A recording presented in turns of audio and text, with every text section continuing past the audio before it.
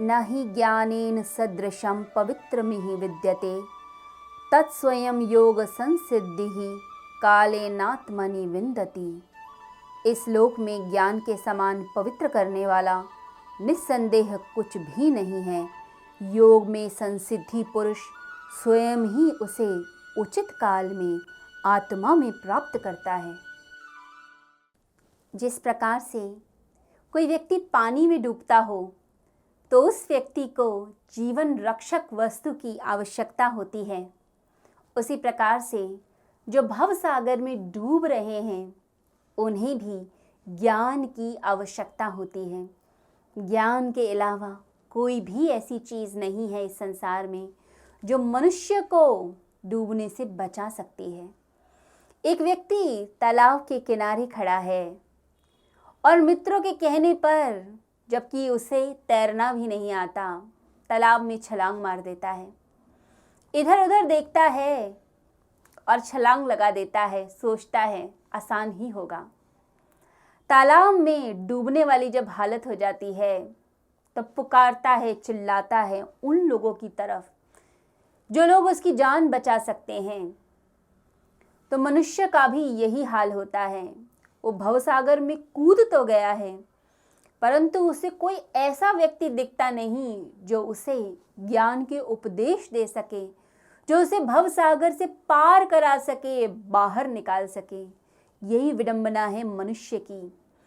हम फंसे हुए हैं इस संसार के जाल में और इस संसार के जाल से मुक्त नहीं हो पा रहे। पानी में डूबते हुए व्यक्ति को चाहिए एक ऐसी चीज़ जो उसे बचा ले। ऐसे ही हमें भी इस संसार में जब हम डूब रहे हैं, विषय वासनाओं में फंसे हुए हैं, तो ऐसे व्यक्ति की आवश्यकता है, ऐसे ज्ञान की आवश्यकता है जो हमें तार दे। इसलिए जो सद्गुरु होते हैं उनका अपना ही अलग महत्व होता है, क्योंकि सद्गुरु ज्ञान के उपदेश देते हैं, इच्छाओं और वासनाओं से मनुष्य को तार कर एक ऐसी स्थिति में पहुंचाते हैं जिसे आनंद की, वैराग्य की स्थिति कहा जाता है। एक योगी की स्थिति में लेकर आते हैं और जो व्यक्ति योगी हो गया, जो आत्मनिष्ठ हो गया, ब्रह्मनिष्ठ हो गया, जो स्वयं में स्थापित है, जो स्वयंभू बन गया है, अपने में ही विराजित है, अपनी आत्मा में विराजित है, वही व्यक्ति वास्तविकता में आनंद की प्राप्ति कर पाता है। तो यह अंतःकरण, ये जो मन बिगड़ा है, इसको कैसे सुधारा जाए? क्योंकि जन्मों जन्मों का बिगड़ा हुआ ये मन, ये अंतःकरण, क्या किया जाए इसके लिए? तो भगवान श्री कृष्ण की गीता समझाती है 12 प्रकार के यज्ञों को, जो हमने पहले के श्लोकों में समझा है। चौथे अध्याय के 6 श्लोकों में हमने समझा कि किस प्रकार से 12 यज्ञ करते हुए आप अपने अंतःकरण को शुद्ध करते हैं। जब आप तपश्चर्या करते हैं, इंद्रियों का संयम करते हैं, मन का संयम करते हैं, आप ज्ञान यज्ञ करते हैं, स्वाध्याय करते हैं, आहार यज्ञ करते हैं, अपने आहार पर नियंत्रण करते हैं, प्राणायाम करते हैं, ये सभी यज्ञ आप जब करते हैं बड़ी निष्ठा, श्रद्धा और तत्परता के साथ, तो समझिए कि आप अपने अंतःकरण को, मन को शुद्ध करते हैं। अब बिना मन की शुद्धि के कुछ भी प्राप्त नहीं होता। मन की शुद्धि आवश्यक है। मन शुद्ध नहीं है तो कुछ भी नहीं हो सकता। तो इसलिए गीता कहती है अंतःकरण की शुद्धि, इसकी आवश्यकता है। तब हम योग में संसिद्धि, यानी योग में सम्यक रूप से सिद्धि को प्राप्त करते हैं। अंतःकरण शुद्ध तो मन केंद्रित, एकाग्रचित। नहीं तो उससे पहले कितना भी गुरु प्रयास करें कि व्यक्ति ध्यान में बैठ जाए, ध्यान लगेगा ही नहीं, मन लगेगा ही नहीं, विचार पे विचार आते चले जाएंगे। इसलिए पहले के समय में जो शिष्य होता था गुरु के सानिध्य में रहकर सेवा करता था। जो गुरु बताते थे उन नियमों का पालन करता था, क्योंकि नियमों का पालन करने से उसका अंतःकरण शुद्ध होता था। जब व्यक्ति निष्ठा, तत्परता, लगन के साथ लगता है तो एक आंतरिक योग्यता उसको प्राप्त होती है, जिस आंतरिक योग्यता के बल पर वह अपनी जिंदगी को निखार पाता है। और इस श्लोक में यह वर्णित है कालेन। कालेन यानी कि समय की कोई सीमा नहीं। ऐसा नहीं कि 12 साल के बाद ही मिलेगा, नहीं। यह अंतःकरण की योग्यता आपको अपनी मेहनत और लगन से आप कभी भी प्राप्त कर सकते हैं। बस मन टिक जाना चाहिए, मन की शांति इंपॉर्टेंट है। तो यहाँ भगवान कहते हैं कि ज्ञान पवित्र है, ज्ञान श्रेष्ठ है और यही तारता है। इसलिए गुरुओं के चरणों में जाना चाहिए, संतों के पास जाएं, ऋषि मुनियों के पास जाएं। जितना हम जाते हैं, संतों के पास बैठते हैं, ज्ञान के उपदेश मिलते हैं और वही ज्ञान पवित्र करता है। तो अपवित्रता क्या है? कौन सी ऐसी गंदगी है जो हमारी आत्मा पर है, जिसे हमें हटा देना चाहिए और जिसे हटाकर हम वो आंतरिक योग्यता प्रदान करते हैं, प्राप्त करते हैं, जिसके द्वारा हम इस संसार से, इस भवसागर से पार हो पाते हैं। तो कहा जाता है कि जो मनुष्य की वासनाएं और इच्छाएं हैं, यही सबसे बड़ी गंदगी है आत्मा के ऊपर। आत्मा तो शुद्ध है, अग्नि स्वरूप है। अब उस अग्नि स्वरूप आत्मा के ऊपर जो इच्छाओं का आवरण आ गया, वही गंदगी पैदा करता है। मन की झील जो इतनी शांत, इतनी शुद्ध, उस पर पड़ा एक पत्थर, कंकड़ पड़ा इच्छा का। अब वो इच्छा कोई भी हो सकती है, चाहे सात्विक हो, राजसिक हो, तामसिक हो। चाहे हीरा फेंकिए झील में, पत्थर फेंकिए या कोई भी वस्तु फेंकिए, झील अशांत होगी, शांति भंग होगी ही होगी। फिर आप क्या करेंगे? अब आप चैन से नहीं बैठ सकते।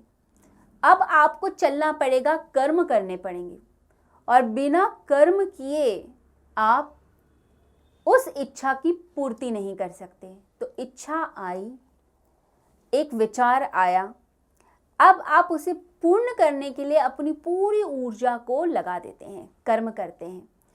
फिर कर्ता भाव आता है, यानी अहंकार आता है कि ये मैंने किया है, ये मेरी इच्छा थी, ये मैंने काम किया। फिर जो कर्म होते हैं वो कर्म बंधन में डालते हैं, क्योंकि उस कर्म का कोई तो रिजल्ट होगा, अच्छा या बुरा। अब अच्छा फल भी आप भोगेंगे और बुरा फल भी आप भोगेंगे, दोनों चीजें आप भोगेंगे। अच्छा कर्म करेंगे तो अच्छा फल, बुरा करेंगे तो बुरा फल। जब व्यक्ति अकर्ता भाव में आता है कि मैं नहीं कर रहा, यानी अपनी इच्छा भी नहीं होती, परंतु तुम्हारी गहराई में निराशा भरी बैठी है, उस निराशा को तुम ही दूर कर सकते हो। जब तक तुम इस संसार में चीजों को लेकर भटकते रहोगे, तुम्हें आंतरिक प्रसन्नता नहीं मिलेगी। तुम्हें आंतरिक प्रसन्नता मिलेगी जब तुम अपने भीतर झांकोगे। मैं यहाँ पर बैठा जंगल में, कोई नहीं, फिर भी मैं प्रसन्न हूँ, आनंदित हूँ, संतुष्ट हूँ। जब तक अपनी आत्मा में संतुष्ट नहीं रहोगे, जब तक अपनी आत्मा में संतुष्ट नहीं रहोगे, तब तक प्रसन्न नहीं रहोगे। तो प्रसन्नता पाओ। तुम दुखी हो, अपने उस दुख को जानो, क्या कारण है। तो युवक ने कहा कि धन की कमी है, धन नहीं है, इसलिए दुखी हूं। तो साधु ने कहा, क्या तुम मुझे अपने दोनों हाथ दे सकते हो? मैं दोनों हाथों के बदले 2 लाख रुपए दे दूंगा। तो युवक बोला, नहीं, मैं अपने हाथों को नहीं दे सकता, अपने 2 लाख अपने पास रखिए। तो साधु मुस्कुराया और कहने लगा, अच्छा दोनों पैर दे दो, 4 लाख दे देता हूं। तो युवक ने कहा, यह भी संभव नहीं है, पैर नहीं होंगे तो चलूंगा कैसे, मैं नहीं दे सकता। तो साधु कहने लगा, अपनी आंखें ही दे दो, 5-5 लाख आंखों के दे दिए जाएंगे। तो युवक कहने लगा, आप क्यों मजाक करते हैं, इन आंखों के बिना कोई जिंदगी है, कैसे देखूंगा, नहीं, मैं नहीं दे सकता। तो साधु बोला कि लाखों करोड़ों का शरीर लेकर तुम बैठे हुए हो और कहते हो कि तुम गरीब हो, धन की कमी है। क्या सोच तुमने बना रखी है अपनी जिंदगी की? जिंदगी बाहरी धन से नहीं जी जाती, जिंदगी भीतरी धन से दी जाती है। जब आंतरिक प्रसन्नता, आनंद, प्रेम, करुणा का भाव है, दया का भाव है, यही वो धन है। ये हमारा शरीर, ये हमारा मन, ये बुद्धि, यही असली धन है हमारे। ये बाहरी धन लेकर तुम क्या करोगे, यहीं तो छोड़ के जाओगे। तो अपने भीतर की जो गुण हैं उनको जागृत करो। अपने भीतर की जो प्रसन्नता है उसको जानो, परमात्मा को जानो, अपने आप को, अपने स्वरूप को जानो। जब तक तुम नहीं जानोगे तब तक दुखी ही रहोगे। ये आंखें कौड़ियों की चीज़ों को देखती हैं, जो 2 पैसे की भी चीज़ें नहीं हैं उनको घूर घूर कर देखती हैं। ये मन उन चीज़ों की डिमांड करता है जिनका कोई भी अस्तित्व नहीं, जिन्हें मिलने से, प्राप्त करने से भी क्या मिल जाएगा, 2 दिन का सुख और फिर हमेशा के लिए दुख। तो ऐसी चीज़ें मन मांगता है, भिखारी मन है हमारा। तो ऐसा मन कहीं नहीं ले जा सकता। आपको स्वयं देखना है कि आपकी विवेक शक्ति क्या करती है, आपका मन क्या करता है, प्रज्ञा क्या है, बुद्धि क्या है। क्या बुद्धि छोटी छोटी बात पे डोल जाती है? किसी ने गाली दी और आप अंदर से व्यथित हो गए, किसी ने 2 बोल अच्छे बोले और आप प्रसन्नता में झूमने लगे। ऐसा व्यक्ति तो बड़ी जल्दी डोलता है, छोटी छोटी बात में सुखी, छोटी छोटी बात में दुखी। छोटी सी चीज़ बताइए मुस्कुराएगा, छोटी चीज़ बताइए दुखी हो जाएगा। ऐसा व्यक्ति कहीं नहीं टिक सकता। तो व्यक्ति को स्वयं को ट्रेन करना है, अपने आप को स्थिर करना है। तो वासना भगाती है और ज्ञान पवित्र है, जो पवित्र करता है, स्वच्छ करता है, आपको प्रेरित करता है। जो है उसी में खुश रहना ज्ञान सिखाता है और इच्छाएं और वासनाएं भगाती हैं कि नहीं है, नहीं है, भागो, चीज़ को प्राप्त करो। और ज्ञान क्या कहता है? सब कुछ तुम्हारे पास है, मुड़ के तो देखो, अपने भीतर तो देखो। जिस प्रसन्नता को तुम धन में ढूंढ रहे हो, जिस प्रसन्नता को तुम किसी और व्यक्ति में ढूंढते हो, किसी और वस्तु में ढूंढते हो, वो सारी प्रसन्नता और आनंद तुम्हारे भीतर है। इसी आनंद के लिए तो हम कर्म करते हैं, क्योंकि आनंद चाहिए ज़िंदगी में। इसी के लिए ही सारे कर्म, सारी इच्छाएं हैं। और जब वो भीतर ही पालेंगे तो ज़िंदगी में सुख ही सुख है। तो ऐसा व्यक्ति जो अपने ज्ञान में स्थिर हो जाता है, जानता है कि सिर्फ और सिर्फ ये वर्तमान क्षण ही यही है, इसी का अस्तित्व है। भविष्य नहीं है, ना ही भूतकाल है, न पास्ट है, न फ्यूचर। जो हमारे हाथ में है वो है प्रेजेंट मोमेंट। वही ज्ञान है और बाकी सब अज्ञान। तो वो क्षण जीवी हो जाता है, उसी क्षण में जीना शुरू कर देता है। हर क्षण को ईश्वर का आशीर्वाद समझकर जीता है। वो बहुत कल्पनाएं, बहुत सारी योजनाओं में नहीं फंसकर अपने भीतर के आनंद में जीना शुरू करता है, अस्तित्व में जीता है। जैसे कहा जाता है कि भगवान भोलेनाथ की जो आंखें हैं वो एक छोटे से बच्चे की तरह हैं, इतनी इनोसेंट, इतनी प्यारी, इतनी पवित्र। तो एक साधक की आंखें, एक ज्ञानी की आंखें भी इतनी ही पवित्र हो जाती हैं। और कहते हैं ज्ञान से बड़ा कोई शिखर भी नहीं है। सबसे उच्च शिखर है ज्ञान, सबसे पवित्र है ज्ञान। इसलिए ज्ञान के लिए प्रयास कीजिए। भवसागर से पार होना है तो ज्ञान कहीं से मिले, गुरुओं के पास जाइए, ज्ञान प्राप्त कीजिए। जो सबसे उच्चतम शिखर हैं वो ज्ञान से प्राप्त होते हैं, और सबसे नीची निकृष्टतम जो खाइयाँ हैं वो अज्ञान से मिलती हैं। जो व्यक्ति अपने बारे में ही नहीं जानता वो क्या दुनिया के बारे में जानेगा। आप अपने को ही नहीं समझते, अपने टैलेंट को नहीं समझते, तो कोई क्यों आपके टैलेंट को समझेगा। जिसे स्वयं पर विश्वास नहीं, वो क्या दूसरों पर विश्वास कर पाएगा। तो अपने पर विश्वास रखिए। दूसरे भी तब विश्वास करते हैं जब आपका विश्वास स्वयं के ऊपर होता है। तो अपने आप को खोजिए, आप क्या हैं, क्या गुण है आपके अंदर, क्या टैलेंट है। क्या पता आप सबसे डिफरेंट हो, भगवान ने बहुत स्पेशल बनाकर आपको भेजा हो, बिल्कुल ही डिफरेंट, बिल्कुल ही स्पेशल। परंतु उस स्पेशलिटी को समझने का काम भगवान ने आपको दिया है। आप खुद सोचिए आप कितने स्पेशल हैं, कोई और नहीं बताएगा। अगर आप अपने आप को अद्भुत समझते हैं, उच्च समझते हैं, तो दुनिया भी समझेगी। तो स्वयं को समझना, एक व्यक्ति जो वैसे इतना पढ़ा लिखा नहीं है, परंतु कुकिंग उसकी बड़ी अच्छी है, बड़ी अच्छी मिठाइयाँ बना लेता है।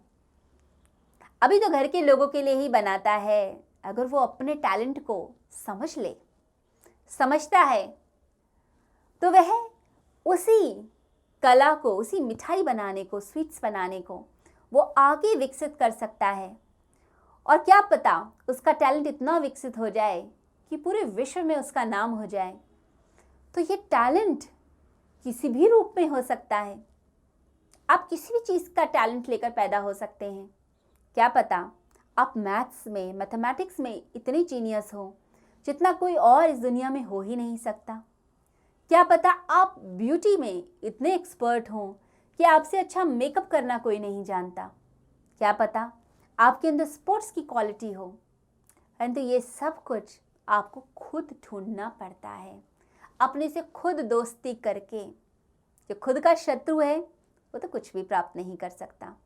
इसलिए गीता हमेशा कहती है कि व्यक्ति अपना उद्धार स्वयं करता है, कोई और उद्धार नहीं करता। भीतर ज्ञान का प्रकाश भी तभी आएगा जब आप अंतःकरण को शुद्ध करके प्रयास करते हैं, नहीं तो वो भी नहीं आता। अपना उद्धार स्वयं कीजिए, मेहनत कीजिए। तो स्वयं को पहचाने, क्या हैं आप और क्या हो सकते हैं आप। बहुत कुछ हो सकते हैं। तो जो स्वयं का मित्र है वो स्वयं में प्रवेश कर जाता है, और जो स्वयं का शत्रु है वो भीतर प्रवेश नहीं कर सकता। इसे साधना में जो सीढ़ियाँ बताई जाती हैं, वो सीढ़ियों में सबसे पहले शरीर सीढ़ी है। अपने शरीर के प्रति सिंपैथेटिक होइए, अच्छा आहार इसको दीजिए, अच्छा प्राणायाम, अच्छी एक्सरसाइज, मन के लिए अच्छी सोच, बुद्धि के लिए अच्छी प्रेरणा, ये आपको देना है, यह आपका कर्तव्य है। बिना मित्रता किए स्वयं से, बिना अपनी बॉडी को जाने आप कहीं नहीं जा सकते। अब कुछ लोगों का शरीर होता है सुबह से शाम तक मेहनत करा लीजिए फिर भी नहीं थकते, और कुछ लोगों का शरीर ऐसा होता है थोड़ा ब्रेक चाहिए, दोपहर को आधा घंटा 1 घंटा थोड़ा रेस्ट चाहिए, तभी आगे काम कर पाते हैं। तो आपको समझना है कि नींद की आवश्यकता कितनी है, रेस्ट की आवश्यकता कितनी है, क्योंकि कोई रूल नहीं है कि हम रूल बना दें। किसी को भी एक फ्रेम में नहीं सेट किया जा सकता। हर व्यक्ति स्पेशल है। तो अपने आप को समझें। शरीर आपका खराब हो रहा है, आपको थायराइड हो गया है या कोई और मेटाबॉलिक डिसऑर्डर है, तो शरीर बीच में ब्रेक चाहेगा, रेस्ट चाहेगा, क्योंकि शरीर में इतनी ऊर्जा नहीं बन पा रही जितनी नॉर्मल लोगों में बनती है। तो उस केस में आपको रेस्ट देना चाहिए, ब्रेक देना चाहिए। एज बढ़ रही है, एज फैक्टर है, तो भी बीच में ब्रेक दीजिए। नहीं तो सुबह से शाम तक कॉन्टिन्यूस वर्क करने से या कॉन्टिन्यूस जगने से रात तक आप क्रिप करने लगेंगे, इरिटेट हो जाएंगे, और फिर कोई भी काम आपसे नहीं होगा। तो शरीर को समझे, कितना मुझे आहार की ज़रूरत है, कितना आहार खा के मेरा शरीर काम करता है, और जब मैं निग्लेक्ट करता हूँ बॉडी को तो क्या होता है। अब एसिडिटी हो रही है, पेट खराब हो रहा है, गैस बन रही है, क्योंकि गलत खाया, शरीर को नहीं समझा। अब दूसरे लोगों को जो चीज़ पच रही है, कोई ज़रूरी नहीं कि वो आपको भी पचे। आपको अपना ध्यान खुद रखना है, खुद समझना है अपने शरीर को। साधक का सबसे पहला कर्तव्य है अपने शरीर को समझे, अपने मन को समझे। मुझे क्या अच्छा लगता है, किस चीज़ से मैं बड़ा खुश हो जाता हूँ और किस चीज़ से बड़ी इरिटेशन होती है, तो ये भी पता होना चाहिए। तभी तो मनः संयम होगा। इंद्रिय संयम, मनः संयम, ये दोनों चीज़ें होती हैं जब आप अपने मित्र बनते हैं। तो कहते हैं कि एक बार एक राजा ने एक कंपटीशन रखा कि 7 घोड़े हैं मेरे पास, अड़ियल घोड़े, बड़े ही पावरफुल, कोई कंट्रोल ही नहीं कर पाता उन्हें। ऐसे शक्तिशाली घोड़ों को जो 7 घुड़सवार ट्रेंड कर देंगे, 7 दिन के अंदर यदि वह उस घोड़े की सवारी करके और उसको कंट्रोल करके वापस मेरे महल तक लेकर आ जाएंगे, तो मैं उसे बहुत बड़ा इनाम दूंगा। अब बहुत से लोग आए, 7 लोगों को चुना गया। अब वो जो 7 लोग थे उन्होंने अपना अपना घोड़ा चुन लिया। जैसे ही घोड़ों को छोड़ा गया, कुछ घुड़सवार तो घोड़े के ऊपर आ गए, कुछ घोड़े पर ऊपर चढ़ने की कोशिश कर रहे थे तो घोड़ा तेजी से भाग पड़ा, तो उनका पैर लगाम में अटक गया, तो घोड़ा उन्हें घसीटता हुआ आगे ले जा रहा था। परंतु कंपटीशन था। अब 7 में से किसी एक को विजेता बनना था। एक भी व्यक्ति अगर उस घोड़े को जीत ले, किसी भी घोड़े को, क्योंकि 7 घोड़े थे और 7 घुड़सवार, तो कंपटीशन जो जीतेगा उसे ही बड़ा इनाम मिलेगा। अब जब 3 दिन बीत गए और कोई सूचना ही नहीं आई, तो राजा को लगने लगा लगता है 7 की ही मृत्यु हो गई। फिर भी धैर्य रखा, क्योंकि 7 दिन का समय दिया था। अब चौथे दिन एक घुड़सवार आया, बड़ा ही लहूलुहाल, घोड़ा भी लहूलुहाल, घुड़सवार भी लहूलुहाल, बुरा हाल, उसका खून निकल रहा था। तो कंपटीशन से आउट हो गया, क्योंकि कंट्रोल तो कर ही नहीं पाया घोड़े पर। अब उसके बाद धीरे धीरे करके सभी घुड़सवार आने लग गए, घोड़े आने लगे वापस। 6 घुड़सवार तो आ गए थके हुए बुरे हाल में, और घोड़ा भी बहुत बुरे हाल में। अब 6 के 6 रिजेक्ट हो गए और 6 दिन भी बीत चुके थे। अब 7वां घोड़ा आया नहीं, तो सबको चिंता हुई कहीं मृत्यु तो नहीं हो गई। अब लोगों को भेजा गया पता लगाने के लिए।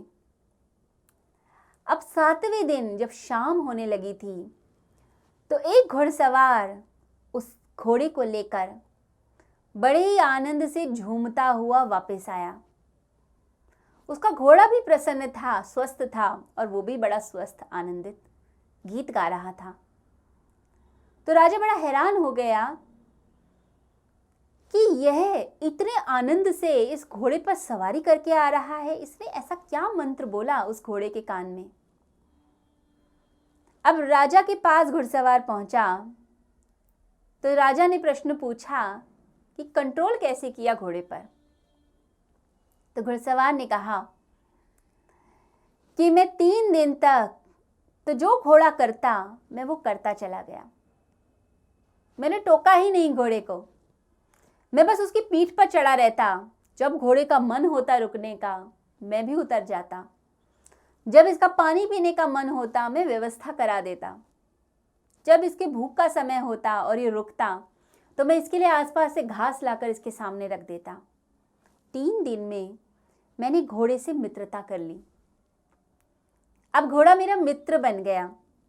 3 दिन के बाद फिर धीरे धीरे करके मैंने इसकी लगाम पकड़नी शुरू करी। जब इसकी लगाम धीरे धीरे मैंने पकड़ी, तो थोड़ा सा इसने रेजिस्टेंस दिखाई, हेसिटेशन दिखाई, पर फिर धीरे धीरे मेरे प्यार से ये मेरे कंट्रोल में आता चला गया और अंत में पूरा मुझसे सध गया। तो ये समझिए कि जो घोड़े का हाल है वही हमारी इंद्रियों का हाल है। यदि डायरेक्ट हम इंद्रियों पर अटैक करते हैं, कंट्रोल करने की कोशिश करते हैं, तो इंद्रियां पटकती हैं, गिराती हैं और आपको फेल करती हैं। और जब आप उनसे मित्रता करते हैं, मन से मित्रता कर लेते हैं, तो ये समझें कि मन से मित्रता करके प्यार प्यार से आप धीरे धीरे करके उस पर पूर्ण नियंत्रण प्राप्त कर सकते हैं। इसलिए कहा जाता है प्रेम ही भाषा है इस अस्तित्व की। इस मन की भी प्रेम भाषा है, शरीर की भी प्रेम भाषा है। तो शरीर से भी बड़े प्रेम से पेश आइए, झगड़ा मत कीजिए। अगर शरीर रिस्पॉन्ड नहीं करता तो झगड़ा मत करें, शरीर अपने आप जगह देता है, मन भी ऐसे ही जगह देता है। तो स्वयं के भीतर जब प्रवेश करना हो तो प्रेम ही एक कुंजी है। खुद से प्यार कीजिए, खुद को समझिए, खुद के प्रति सम्मान का भाव हो। आपका जीवन व्यर्थ नहीं है, बड़ा ही बहुमूल्य जीवन है। इस अनमोल जीवन के लिए प्रयास कीजिए, स्वयं को जानने के लिए प्रयास कीजिए, क्योंकि ये यात्रा आंतरिक यात्रा है, इसका संसार से कोई मतलब नहीं। आप संसार में चाहे डॉक्टर बनिए, चाहे इंजीनियर बनिए, चाहे हाउसवाइफ बनिए या कुछ भी बनिए, परंतु ये आध्यात्मिक यात्रा बड़ी अलग है। ये भीतर की यात्रा है। बाहर की दुनिया के रोल करते हुए भी आप अपनी आंतरिक यात्रा कर सकते हैं। तो आध्यात्मिक यात्रा में प्रेम से प्रवेश किया जाता है। तो भीतर, अपने भीतर प्रवेश करने के लिए शरीर, मन, बुद्धि, धीरे धीरे प्राणों पर नियंत्रण करते करते आप अपनी आत्मा को उपलब्ध होते हैं। इसके लिए प्रयास बड़ा करना पड़ता है, क्योंकि एक दिन की यात्रा नहीं है, बड़ी लंबी यात्रा है। और जो स्वयं को समझ जाता है वो बड़ा ही पावरफुल हो जाता है, अद्भुत हो जाता है। ऐसा व्यक्ति जो स्वयं पर नियंत्रण रखता है, जो जितेंद्रिय हो जाता है, जो ज्ञानी हो जाता है, वह फिर जो करता है सही करता है। और जो अज्ञानी है उसे आप कितनी पावर दे दीजिए वो बुरा ही करता है। और ज्ञानी के पास पावर आती है वो अच्छा करता है, क्योंकि जो स्वयं को जानता है वो पावरफुल हो जाता है। और अज्ञानी के हाथ में आप पावर दीजिए, आप उसे ब्रह्मास्त्र दे दीजिए, एटम बॉम्ब दे दीजिए, न्यूक्लियर बॉम्ब दे दीजिए, क्या करेगा? एक बटन दबाएगा और पूरे देश का नाश। तो ज्ञान सिखाता है, ज्ञान ऊंचाइयों पे ले जाता है और अज्ञानता नीचाई की तरफ लेकर जाती है।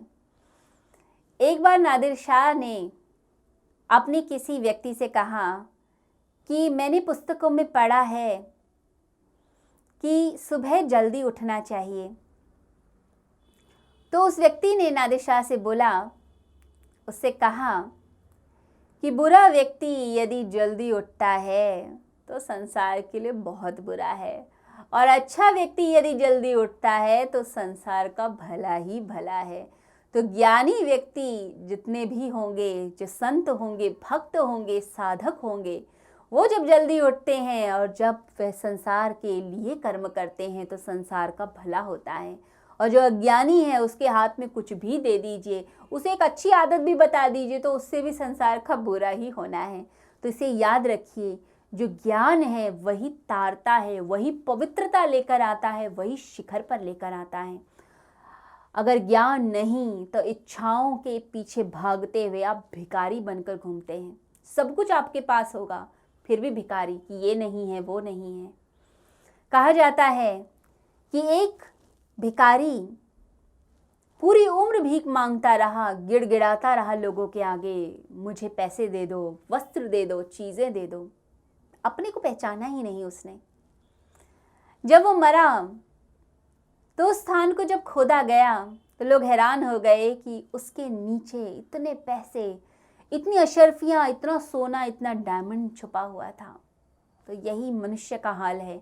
सब कुछ है भीतर, सारे आनंद, प्रसन्नता, प्रेम, करुणा, सब कुछ है, इतना बहुमूल्य खजाना है, फिर भी भागता है, लोगों के आगे भीख मांगता है। प्रेम की भीख मांगी जाती है, चीज़ों की भीख मांगी जाती है। हम खुद से वह प्रेम प्राप्त कर सकते हैं, आनंद प्राप्त कर सकते हैं, परंतु उसका प्रयास नहीं करते। खुद प्रयास कीजिए तो जो व्यक्ति ज्ञान को उपलब्ध होता है वो अपनी आत्मा को भी उपलब्ध होता है।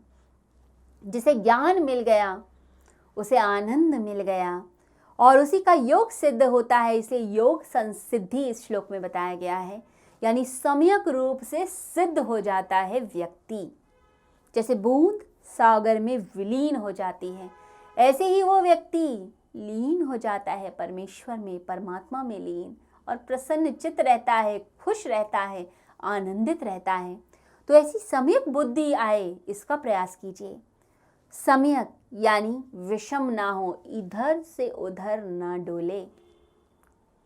जब समता आएगी, बैलेंस आएगा, तो बुद्धि नहीं डोलती। बुद्धि स्थिर, जैसे अखंड ज्योति जलती है।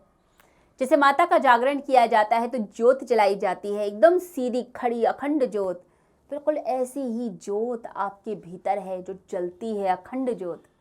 तो समता को उपलब्ध ऐसा महान पुरुष, ऐसा ज्ञानी पुरुष परमात्मा को उपलब्ध होता है। तो मोहित जीव के लिए, जो हिप्नोटाइज है इस संसार से, पागल हो रहा है चीज़ों के लिए, वस्त्रों के लिए, दुनिया की सुंदर सुंदर चीज़ों के लिए, उसके लिए सिर्फ एक ही औषधि है और वह है ज्ञान। तो ये ज्ञान तार देगा मनुष्य को। ये ज्ञान तारता है आपको और आपकी ज़िंदगी में सफलता, आनंद और प्रसन्नता सब कुछ लेकर आ जाता है।